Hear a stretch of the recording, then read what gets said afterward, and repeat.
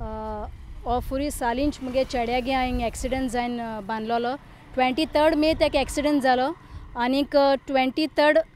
जून हांवें हो फुरीस बांदलो आनी विदीन 9 डेज म्हळ्यार तो फुरीस तेगे मोन उडयलो. हांव नको एक फुरसाक कोणाक केसले आडकोड जालो म्हूण हुंयच्या दुस्मानाक इतलेंच न्हू होच मुगे चेड्यागेलो फुरीस न्हू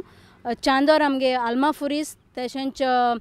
पर्बता रस्ते कडेन मुळोस पर्बता रस्तो थिंगाय बीन फुरीस हें केला कंप्लिटली डॅमेज करून उडयलो हाय. मुगे एक रिक्वेस्ट की सरकारा लागीं की जाता तितल्या बेगीन हेजेर कितें तरी एक्शन घेचें म्हूण